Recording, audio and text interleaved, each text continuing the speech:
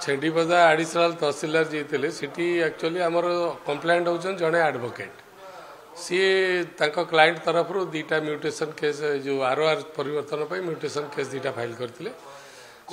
तहसीलदार पाखे छेडीपदा तहसीलदार पाखे तहसीलदार आडिशनाल तहसीलदार प्रकाश कुमार नायक को देते दायित्व सी तार इनक्वारी करी तार कि समय जो आरओआर चेंज होता किंतु आरओआर चेंज करने बदल ही टुक सम लिगरिंग टाइम से 11 नवेम्बर मसरे अप्लाई करते सी गड़े गड़े चलले लास्ट ईयर एंडिंग बेलू से पियर को डाकिकी आमर कंप्लेंट को कहले जे यू पे 9,000 सो दैट मुझे करी 9,000 देवाई दाबी कले कंप्लेंट पुणी तार क्लाइंट को पचारा कौन एमती कौन करवा सीटू कंप्लेंट कला विजिलेंस रे दिया जाऊ आम पाखे रिपोर्ट कले रिपोर्ट पर आम जमी प्रोसीजर अच्छी we have followed all the procedure R I जो नेले काली टंका आग प्रथम डाकिले एडवोकेट को तांकर जो फाइलटा थिला आरओआर चेंज पे से फाइलटा मगेले फाइल मगेला परे बहुत समय अपेक्षा करेले तापर पिओन को डाकिले कहले पिओन को पैसा दियो तांको आगे प्रेजेंस रे पिओ पैसा नेला तांको चैम्बर रे गणिला तापर रखला बेले आम टीम थिले धरिदेले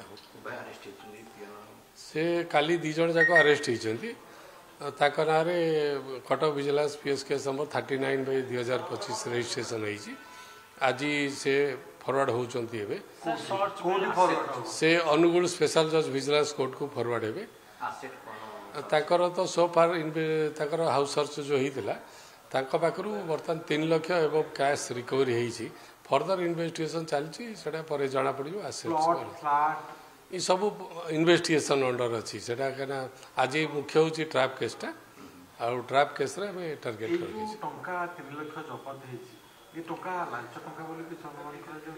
कर तो किसी प्रमाण नहीं जे 3 लाख केबे ड्र करछंती किसी प्रूफ नहीं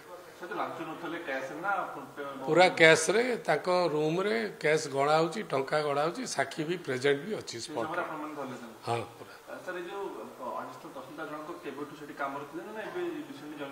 नहीं हो बहुत दिन हो से जगह